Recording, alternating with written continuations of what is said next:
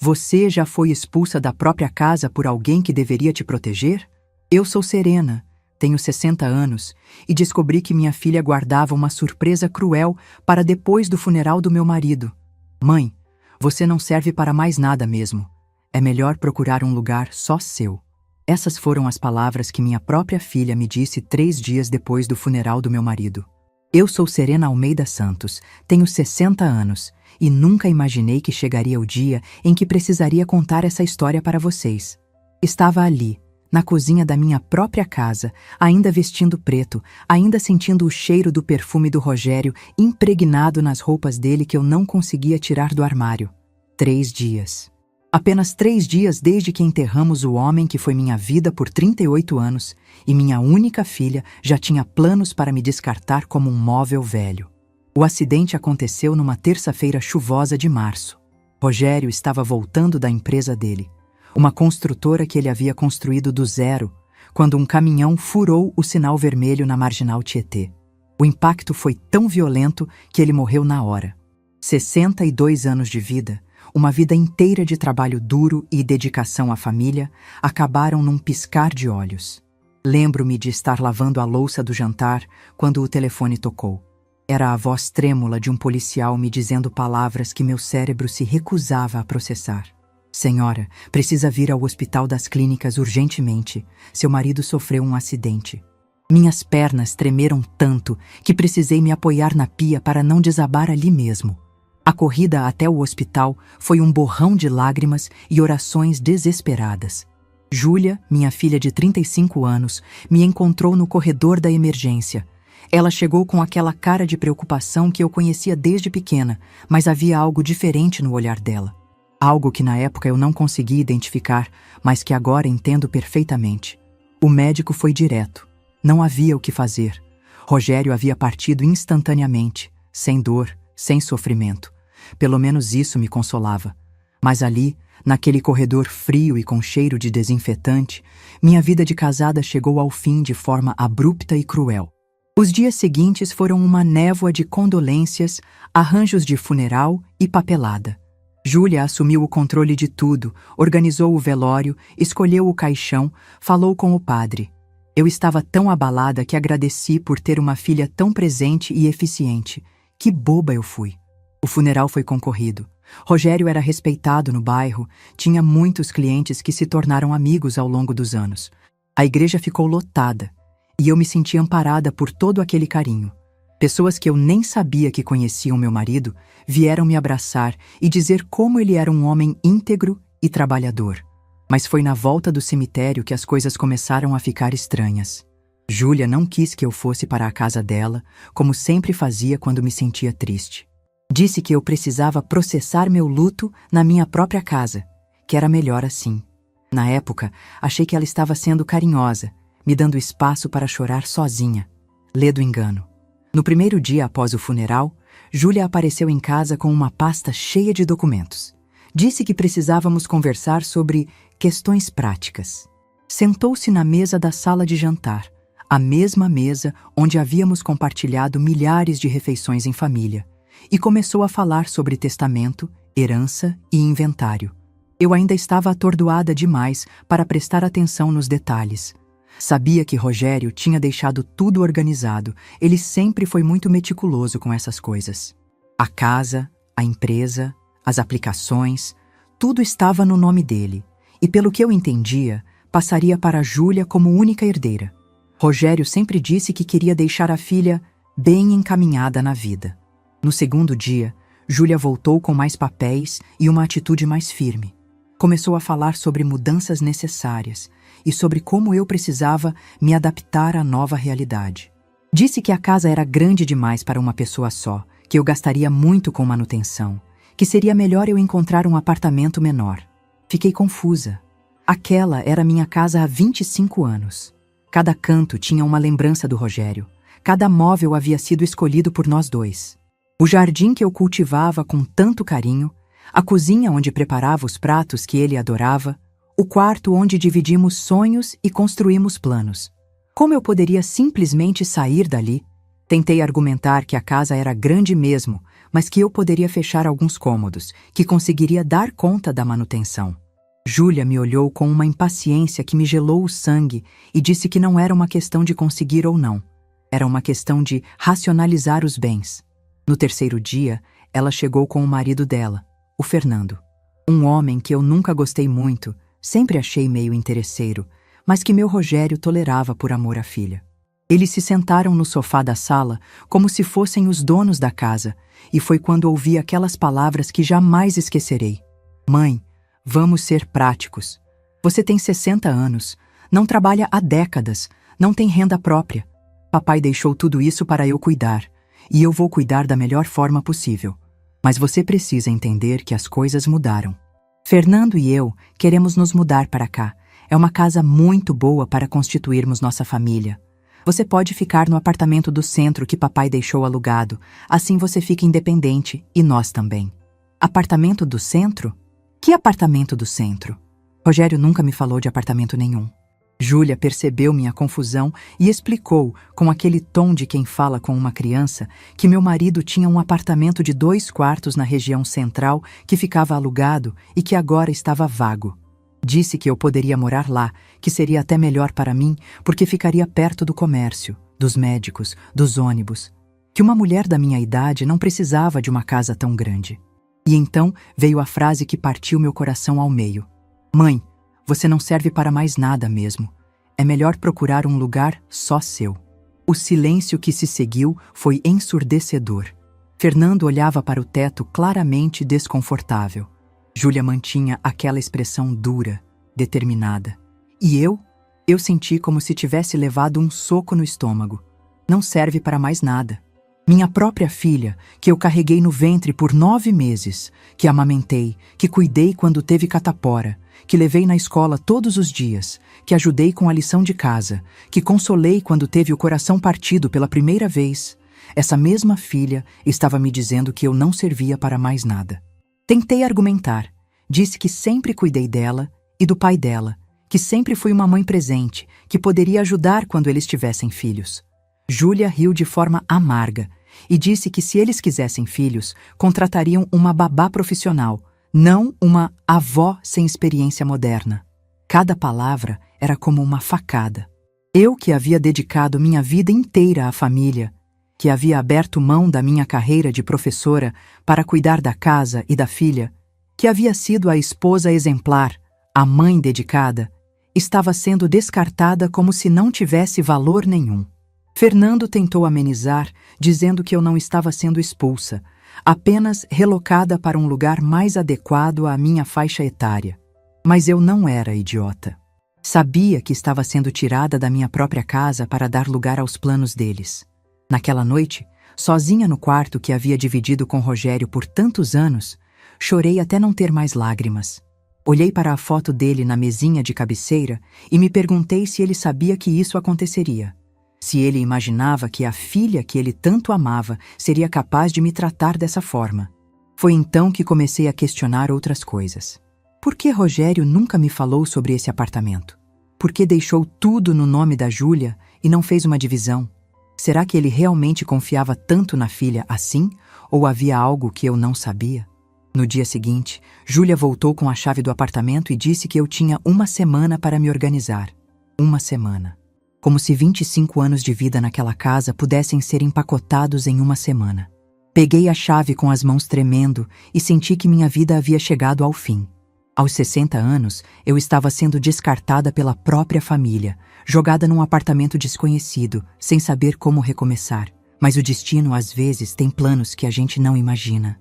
E eu estava prestes a descobrir que meu marido havia deixado uma surpresa que mudaria tudo para sempre. O apartamento no centro da cidade era menor do que eu imaginava. 2 quartos minúsculos, uma sala que mal cabia um sofá e uma televisão. Uma cozinha onde 2 pessoas não conseguiam ficar em pé ao mesmo tempo. As janelas davam para um pátio interno escuro, sem um fio de sol, sem um pedaço de céu para alegrar o dia. Quando entrei ali pela primeira vez, com apenas 2 malas na mão e o coração despedaçado, senti como se estivesse entrando num caixão. Era isso que minha vida havia se tornado após 38 anos de casamento e 35 anos sendo mãe. um buraco escuro onde eu deveria desaparecer silenciosamente para não incomodar mais ninguém. O apartamento estava mobiliado com o básico: uma cama de solteiro que rangia, um guarda-roupa que cheirava a mofo, uma mesa de fórmica arranhada e 2 cadeiras desemparelhadas. Na geladeira velha, encontrei uma garrafa de água pela metade e um iogurte vencido há 3 semanas. Era isso. Minha nova vida, resumida a um iogurte estragado. Sentei-me na cama e olhei ao redor daquele lugar que Júlia havia escolhido para mim. Não era uma casa. Era um depósito. Um lugar onde se guarda coisas que não servem mais, mas que a gente não tem coragem de jogar fora. Era exatamente assim que minha filha me via. Uma coisa velha que não servia mais, mas que por educação ela não podia descartar completamente. Nos primeiros dias, tentei me adaptar. Comprei algumas plantas para alegrar o ambiente, pendurei cortinas coloridas nas janelas, coloquei as fotos do Rogério e da Júlia em lugares especiais. Tentei transformar aquele lugar num lar, mas era como tentar plantar flores em terra árida. Nada brotava, nada florescia. A solidão era massacrante. Na minha casa, mesmo depois que Rogério morreu, eu ainda sentia a presença dele em cada canto. Aqui, eu me sentia como se estivesse flutuando no vazio. Acordava de manhã sem saber que horas eram porque o sol não entrava. Ia dormir à noite ouvindo os gritos dos vizinhos que brigavam toda madrugada. Júlia apareceu uma vez na primeira semana, mais para verificar se eu não havia fugido do que por preocupação genuína. Olhou ao redor do apartamento com aprovação e disse que eu estava me adaptando bem. Perguntou se eu precisava de alguma coisa, mas do jeito que perguntou, deixou claro que esperava um não como resposta. Disse que precisava de mais roupas, que havia trazido apenas o essencial.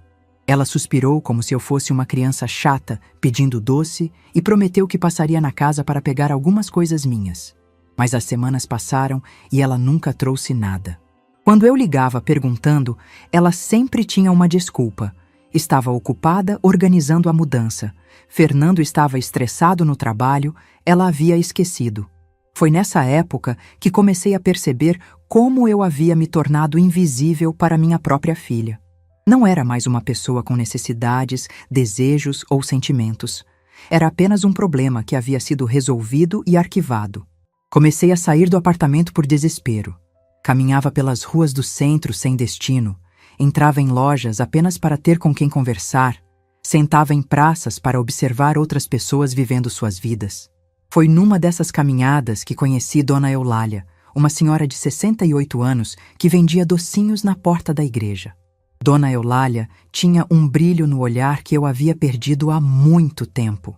Contou-me que havia ficado viúva há 5 anos e que os filhos queriam que ela fosse morar com uma das filhas no interior.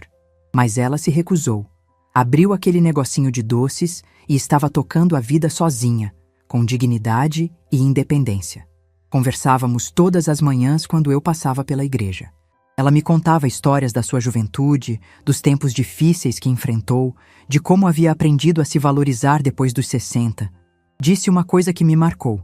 Serena, minha filha, a gente passa a vida inteira cuidando dos outros.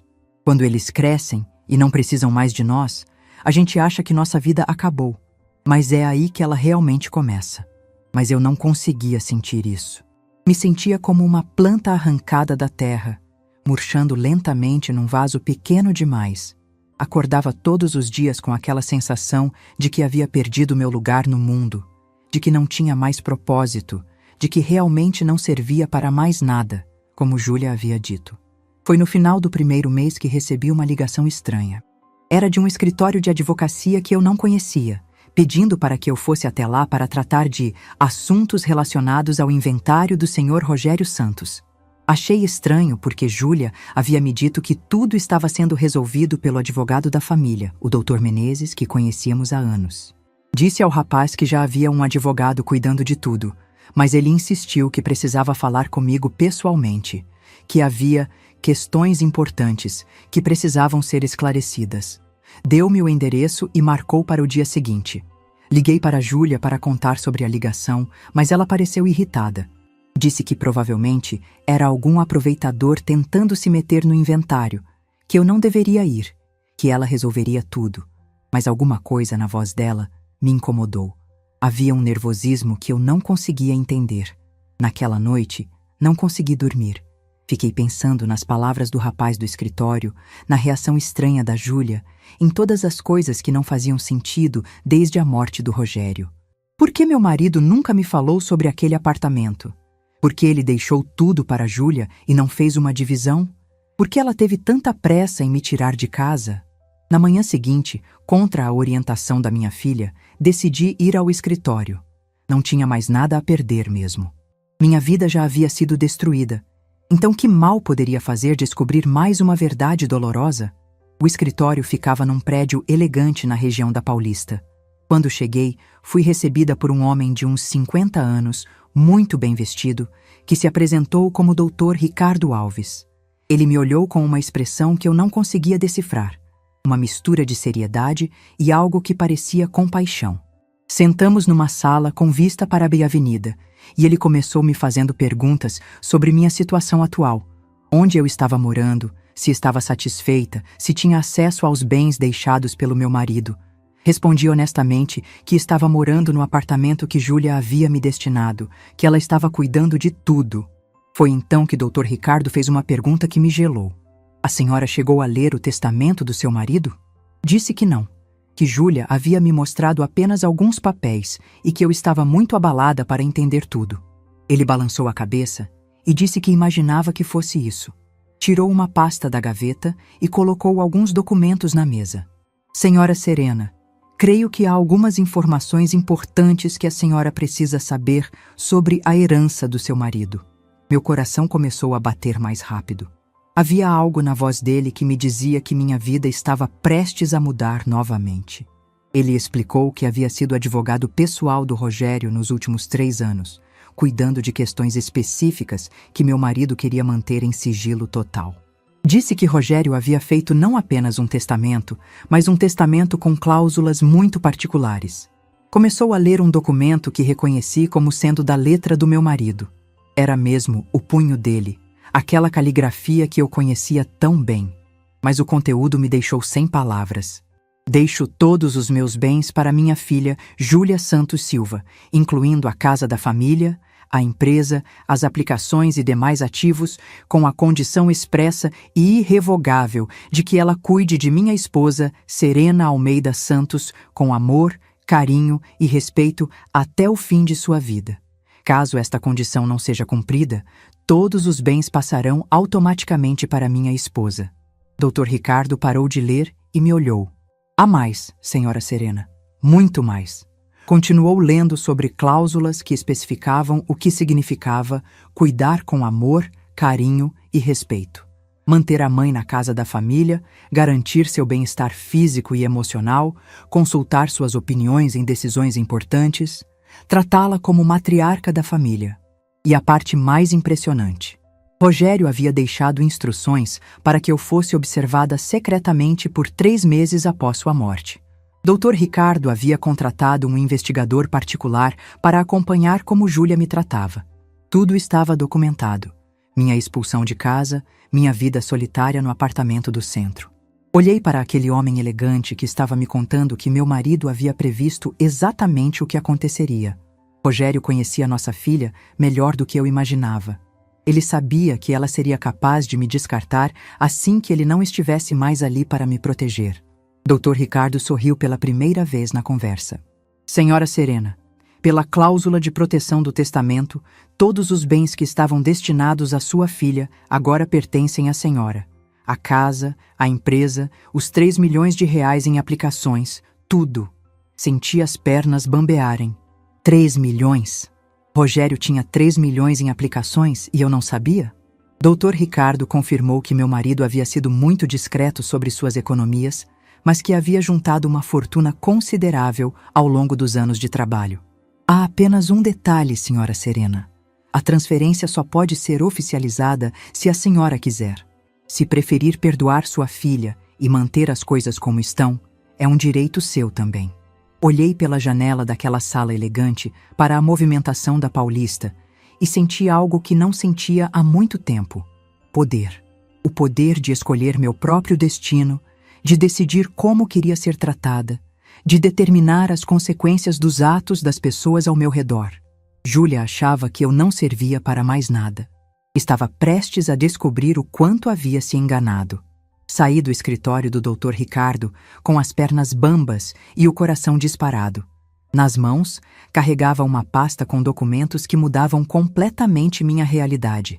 3 milhões de reais. A casa, a empresa, tudo que Júlia achava que era dela por direito, na verdade dependia de como ela me tratasse. E ela havia falhado miseravelmente no teste. Caminhei pela Paulista sem destino, tentando processar tudo o que havia descoberto. As pessoas passavam apressadas ao meu lado e eu me sentia como se estivesse assistindo a vida acontecer através de um vidro. Como era possível que em uma manhã minha vida tivesse virado do avesso novamente? Rogério sabia. Meu marido conhecia nossa filha melhor do que eu jamais imaginei.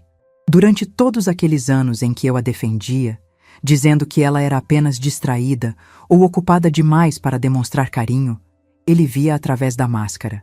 Ele sabia que Júlia era capaz de me descartar no momento em que ele não estivesse mais ali para me proteger. A dor que senti foi diferente da dor da perda. Foi a dor de perceber que eu havia sido ingênua por décadas.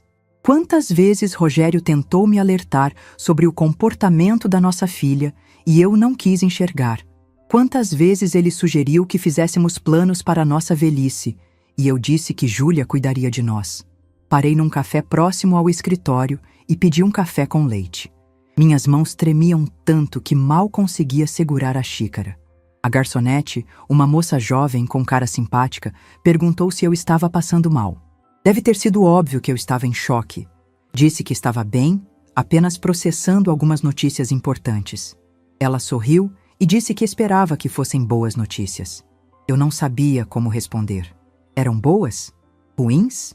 Eram apenas notícias que me colocavam numa posição que eu nunca havia imaginado estar, no controle total da situação. Dr. Ricardo havia me explicado que eu tinha algumas opções. Poderia oficializar imediatamente a transferência dos bens, o que significaria que Júlia perderia tudo instantaneamente. Poderia dar a ela uma chance de se redimir, explicando a situação e permitindo que ela mudasse de comportamento. Ou poderia perdoá-la completamente e manter as coisas como estavam. Mas havia uma quarta opção que ele mencionou de passagem e que não saía da minha cabeça. Eu poderia usar esse tempo para observar quem realmente se importava comigo. Poderia deixar as coisas como estavam por mais um tempo, sem que Júlia soubesse da verdade, e ver como ela me trataria nos próximos meses. Terminei meu café e decidi voltar para o apartamento do centro. Precisava pensar. Precisava decidir o que fazer com todo esse poder que havia caído no meu colo. Durante o trajeto de metrô, observei as pessoas ao meu redor e me perguntei quantas delas também eram invisíveis para suas próprias famílias. Quando cheguei ao apartamento, olhei ao redor com olhos diferentes. Aquele lugar não era mais minha prisão. Era minha escolha temporária. Eu tinha uma casa. Uma casa grande, bonita, com jardim e memórias felizes. E eu tinha 3 milhões de reais esperando por mim. Pela primeira vez em 2 meses, sorri. Mas o sorriso durou pouco, porque junto com o poder veio uma decisão que eu não sabia se estava preparada para tomar. O que fazer com Júlia? Naquela noite, ela apareceu sem avisar. Bateu na porta com aquela batida impaciente que eu conhecia desde que ela era adolescente. Quando abri, ela entrou como sempre fazia, sem pedir licença, olhando ao redor com aquela expressão de quem estava fazendo um favor ao me visitar. Disse que tinha vindo verificar se eu estava me adaptando bem e que precisava conversar comigo sobre algumas questões práticas. Sentou-se na cadeira desemparelhada como se fosse um trono e começou a falar sobre a necessidade de eu fazer alguns exames médicos, sobre como seria bom eu me inscrever em atividades para a terceira idade, sobre como ela estava preocupada com minha adaptação. Escutei tudo em silêncio, observando minha filha com olhos que finalmente enxergavam quem ela realmente era.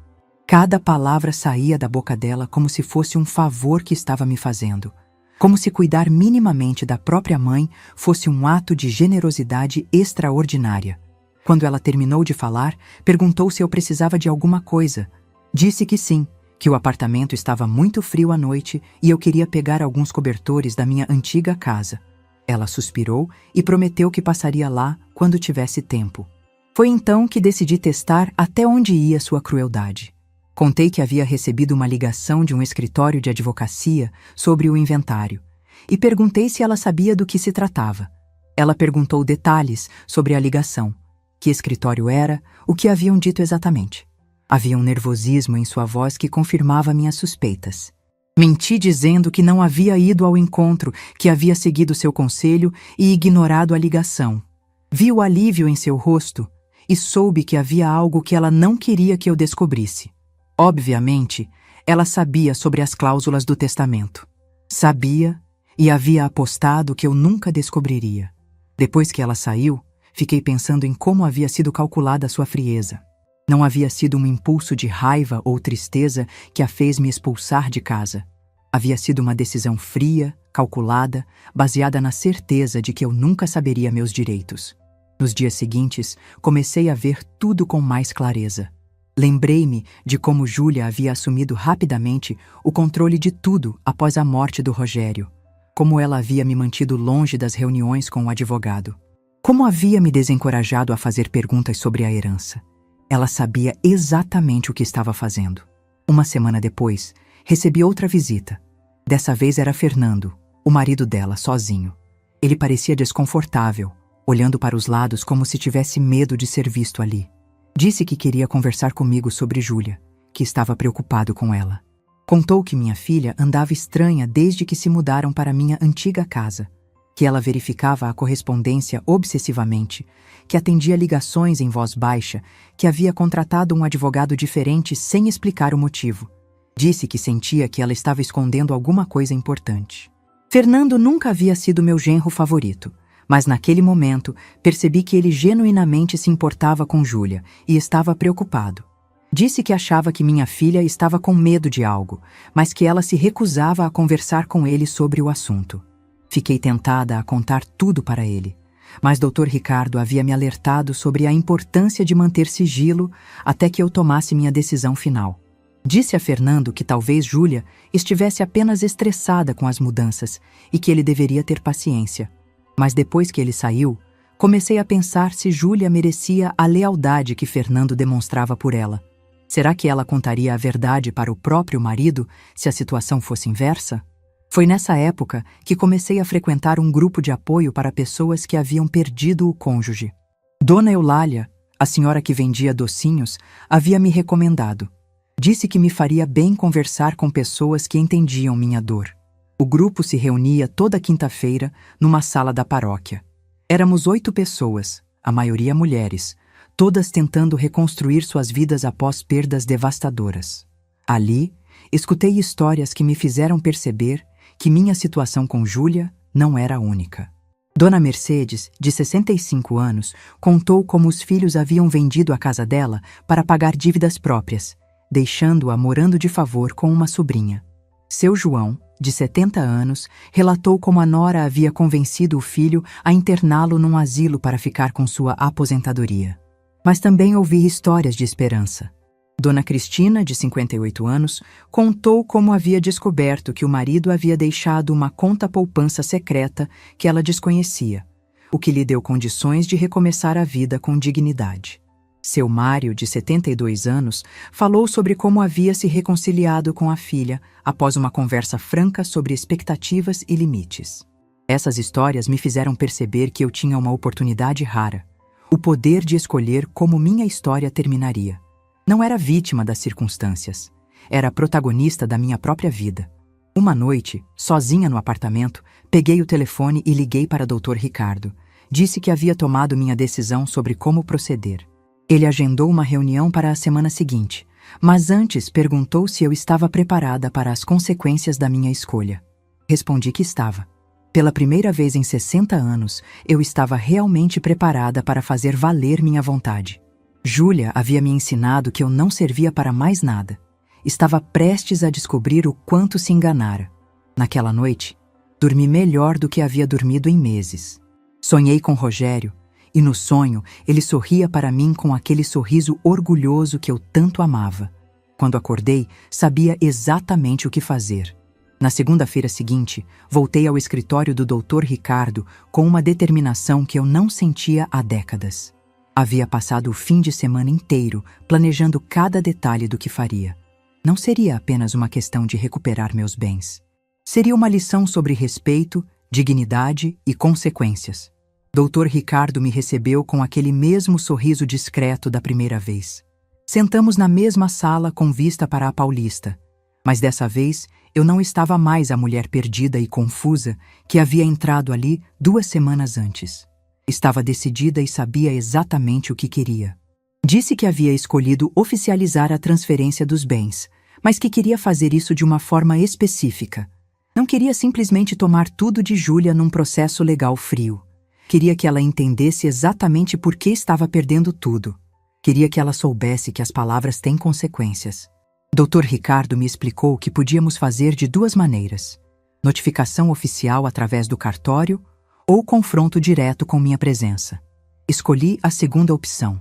Queria olhar nos olhos da minha filha quando ela descobrisse que havia perdido 3 milhões de reais por me tratar mal.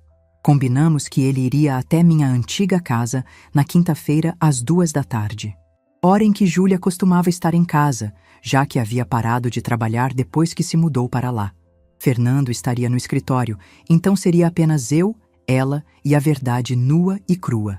Durante aquela semana, me preparei psicologicamente para o confronto. Sabia que não seria fácil. Por mais que Júlia tivesse me magoado profundamente, ela ainda era minha filha. Uma parte de mim esperava que ela pedisse desculpas, que mostrasse arrependimento, que demonstrasse que ainda existia amor verdadeiro entre nós. Na quarta-feira, véspera do encontro, ela apareceu no apartamento novamente. Dessa vez trouxe uma sacola com algumas roupas minhas. Não eram as roupas que eu havia pedido, eram peças velhas que ela claramente queria descartar.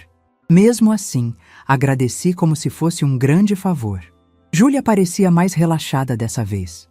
Comentou sobre como estava aproveitando para reformar alguns cômodos da casa, sobre os planos que tinha para o jardim, sobre como Fernando estava animado com a possibilidade de ter filhos agora que tinham mais espaço e estabilidade financeira. Cada palavra era como uma facada. Ela estava falando sobre minha casa, sobre o jardim que eu havia cultivado por anos, sobre a estabilidade financeira que vinha do trabalho do meu marido. E falava tudo isso como se fosse uma conquista dela, como se eu nunca tivesse existido. Perguntei como andavam as coisas com o inventário, se havia alguma pendência. Ela disse que estava tudo correndo bem, que o advogado da família estava cuidando de tudo, que eu não precisava me preocupar com nada. Mentiu olhando diretamente nos meus olhos, sem demonstrar nenhum constrangimento. Naquela noite, liguei para Dona Eulália. Precisava conversar com alguém que me entendesse, que não me julgasse pela decisão que estava prestes a tomar. Contei tudo para ela. O testamento, as cláusulas, minha decisão de confrontar Júlia. Dona Eulália me ouviu em silêncio até o final. Quando terminei, ela suspirou e disse algo que me marcou. Serena, minha filha, às vezes a gente precisa deixar as pessoas enfrentarem as consequências dos próprios atos. Não é crueldade, é justiça. Na quinta-feira de manhã, me arrumei com cuidado. Coloquei meu vestido verde. Penteei o cabelo, passei batom, me olhei no espelho e reconheci a mulher que eu costumava ser. Forte, decidida, dona de si mesma. Dr. Ricardo passou no apartamento para me buscar. Durante o trajeto até minha antiga casa, ele me explicou novamente todos os detalhes legais. A transferência seria imediata e irrevogável. Júlia teria direito a questionar na justiça, mas as provas eram irrefutáveis e as cláusulas do testamento eram claríssimas. Quando chegamos à minha rua, senti uma emoção estranha. Aquela era minha casa por 25 anos. Cada árvore, cada casa dos vizinhos, cada rachadura na calçada fazia parte da minha história. Mas olhando de fora, depois de 2 meses longe, percebi que ela parecia diferente. Menos acolhedora, menos minha. Tocamos a campainha e escutei os passos de Júlia se aproximando. Quando ela abriu a porta e me viu ao lado de um homem de terno que ela não conhecia, a expressão de seu rosto foi de puro susto. Tentou disfarçar rapidamente, assumindo aquele sorriso falso que eu conhecia tão bem. Cumprimentou o Dr. Ricardo com educação forçada e nos convidou para entrar. A casa estava irreconhecível. Ela havia mudado a decoração completamente, tirado todas as fotos minhas e do Rogério, colocado móveis novos em lugares que não faziam sentido. Era como se nossa história de família tivesse sido apagada. Sentamos na sala de estar, no mesmo sofá onde eu costumava assistir televisão com meu marido. Júlia estava visivelmente nervosa, perguntando se queríamos café, se estava tudo bem, se era sobre o inventário. Dr. Ricardo disse que sim, que precisávamos esclarecer algumas questões importantes sobre a herança. Foi então que ele tirou a pasta e começou a ler o testamento completo do Rogério. Vi o rosto de Júlia mudar de cor conforme ela escutava as cláusulas que ela pensava que eu nunca descobriria. Quando o Dr. Ricardo chegou na parte sobre as condições para manter a herança, ela ficou pálida como papel. Dr. Ricardo explicou calmamente que um investigador havia documentado meu tratamento durante os últimos 3 meses. Mostrou fotos minha no apartamento escuro, relatórios das conversas que tivemos, gravações das palavras cruéis que ela havia dito para mim. Tudo estava ali, preto no branco. Júlia tentou argumentar. Disse que tinha sido mal entendida, que estava apenas preocupada com meu bem-estar, que o apartamento era temporário até ela conseguir se organizar melhor. Mas Dr. Ricardo foi implacável. Leu palavra por palavra o que constitui cuidar com amor, carinho e respeito, segundo o testamento do meu marido. Foi então que ela se virou para mim e, pela primeira vez em meses, vi lágrimas em seus olhos. Não eram lágrimas de arrependimento ou de amor. Eram lágrimas de desespero. Ela havia percebido que estava perdendo 3 milhões de reais e uma casa por ter me tratado mal. Implorou para que eu tivesse compaixão. Disse que era minha filha, que família não abandonava a família. Usou as mesmas palavras que eu havia usado quando ela me expulsou de casa, mas agora com papéis invertidos. A ironia era cruel e perfeita. Perguntou se eu realmente seria capaz de deixá-la sem nada, se eu não me importava com o futuro dela e do Fernando. Respondi com a mesma frieza que ela havia usado comigo. Júlia, você tem 35 anos, é formada, não tem filhos dependentes. Você consegue se virar sozinha. Ela tentou uma última cartada. Disse que Fernando não sabia de nada, que ele era inocente e não merecia pagar pelos erros dela. Essa foi a primeira vez que vi um lampejo de consideração genuína pelos outros em sua fala, mas já era tarde demais. Dr. Ricardo explicou que a transferência seria oficializada naquele momento. Entregou os documentos que ela precisava assinar, reconhecendo a perda dos bens, e colocou na minha mão as chaves da minha própria casa. Aquele peso familiar do molho de chaves em minha mão foi indescritível. Júlia assinou os papéis chorando. Perguntou quanto tempo tinha para sair da casa. Dr. Ricardo disse que pela lei ela teria 30 dias, mas que isso dependia da minha generosidade. Olhei para minha filha, a mesma menina que eu havia carregado no colo, que havia ensinado a andar, que havia consolado em todas as dificuldades. Disse que ela 1 semana, o mesmo prazo que ela havia me dado quando me expulsou dali. Antes de sairmos, Júlia fez uma pergunta que me cortou o coração. Mãe, você me odeia? Respondi que não, que nunca poderia odiá-la porque ela era minha filha, mas que também não podia mais confiar nela ou aceitar ser tratada como um estorvo. No caminho de volta, Dr. Ricardo me parabenizou pela coragem. Disse que poucos idosos tinham a determinação de fazer valer seus direitos dessa forma. Mas eu não me sentia corajosa. Me sentia exausta e triste. Naquela noite, sozinha no apartamento do centro, fiquei pensando se havia feito a coisa certa. Havia recuperado minha casa, minha dignidade e minha segurança financeira. Mas havia perdido minha filha para sempre. Ou talvez, pensando bem, eu já a tivesse perdido há muito tempo. Talvez o que eu tivesse feito fosse apenas reconhecer uma realidade que eu me recusava a enxergar. Na manhã seguinte, comecei a fazer as malas para voltar para casa. Minha casa. Pela primeira vez em meses, essa palavra voltou a fazer sentido. 1 semana depois, voltei para minha casa. A mesma casa de onde havia saído com 2 malas e o coração despedaçado, agora me recebia como dona legítima de tudo que meus olhos podiam ver. Quando coloquei a chave na fechadura e ouvi o clique familiar, senti como se estivesse voltando à vida. A casa estava vazia, mas não limpa. Júlia havia saído às pressas, deixando para trás uma bagunça que contava a história de seu desespero. Gavetas abertas, papéis espalhados pelo chão, marcas na parede onde ela havia arrancado quadros com raiva.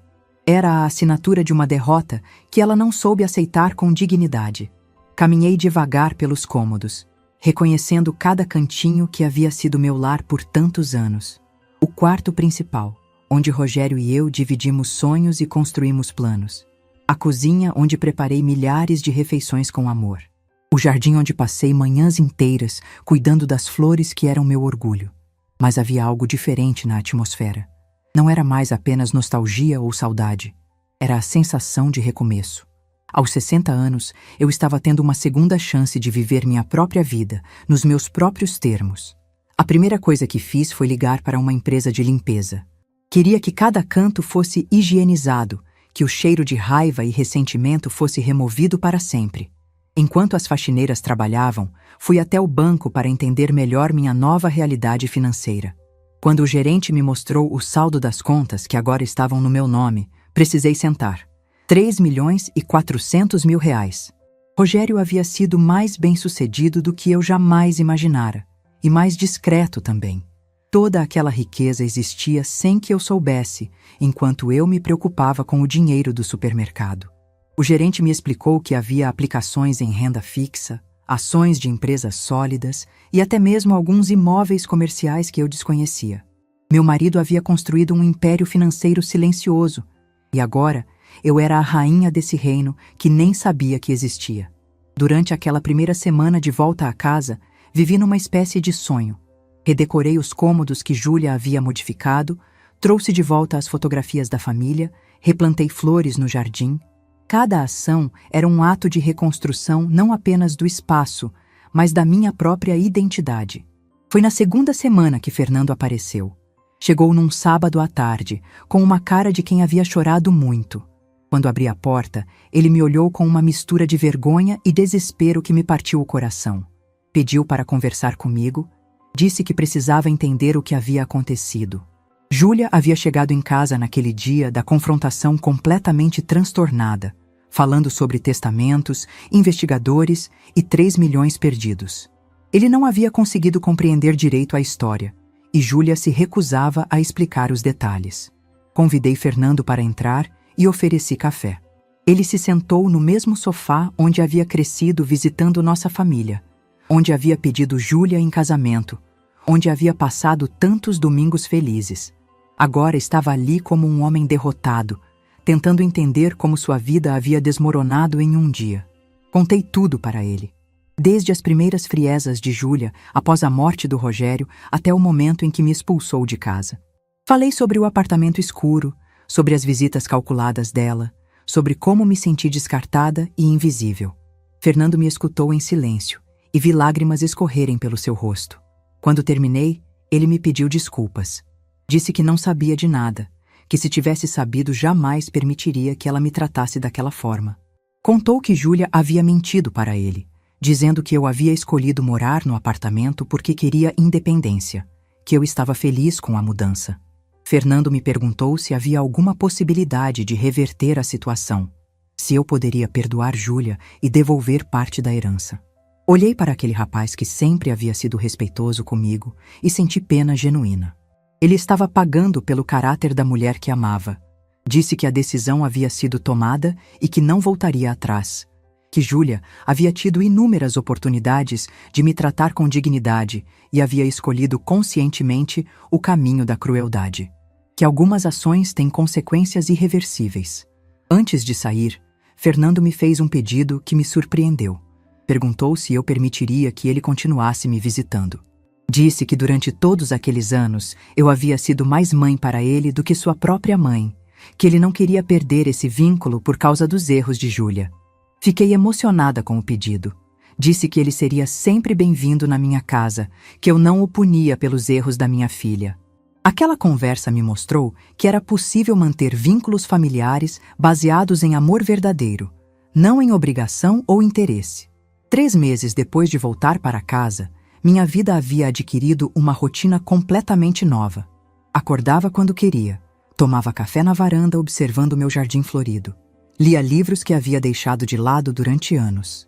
Tinha contratado uma diarista para me ajudar com a limpeza pesada e um jardineiro para cuidar das plantas maiores. Com a segurança financeira, pude realizar sonhos que havia guardado numa gaveta da alma. Viajei para o Nordeste para conhecer as praias que sempre quis ver. Fiz um curso de culinária francesa que era minha paixão secreta. Comprei um carro pequeno e aprendi a dirigir aos 60 anos, coisa que Rogério sempre disse que eu não precisava fazer. Também comecei a ajudar outras pessoas. Através do grupo de apoio da paróquia, conheci idosos em situações similares à que eu havia vivido. Criei um fundo para ajudar pessoas da terceira idade que estavam sendo maltratadas por familiares. Era minha forma de transformar minha dor em ajuda para outros. Júlia tentou me contactar algumas vezes durante esses meses. Ligações que eu não atendia, mensagens que eu não respondia. Não era por raiva ou desejo de vingança. Era porque eu havia aprendido que algumas pontes, quando queimadas por quem deveria protegê-las, não podem mais ser reconstruídas. Soube através de Fernando que ela havia conseguido um emprego numa empresa de contabilidade e que haviam se mudado para um apartamento alugado na Zona Leste. Que ela estava fazendo terapia, tentando entender seus próprios comportamentos. Fiquei genuinamente feliz por saber que ela estava tentando se reconstruir. Alguns meses depois de voltar para casa, organizei uma festa. Convidei Dona Eulália, as amigas do grupo de apoio, Fernando, alguns vizinhos antigos que sempre foram carinhosos comigo. Minha casa ficou cheia de risadas, conversas animadas e carinho verdadeiro. Durante a festa, Dona Mercedes, aquela senhora cujos filhos haviam vendido sua casa, me fez um comentário que ficou marcado. Serena, você nos ensinou que nunca é tarde para exigir respeito. Sua coragem inspirou muita gente a não aceitar migalhas de afeto.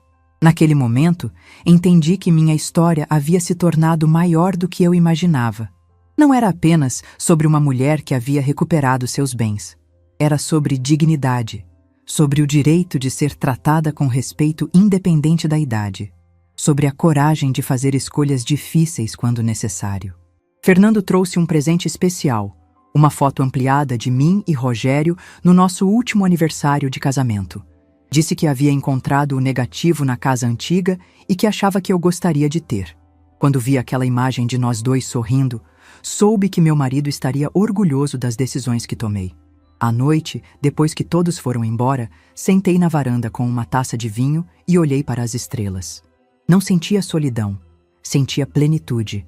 Havia recuperado não apenas minha casa e minha segurança financeira, mas principalmente minha autoestima e meu senso de valor próprio.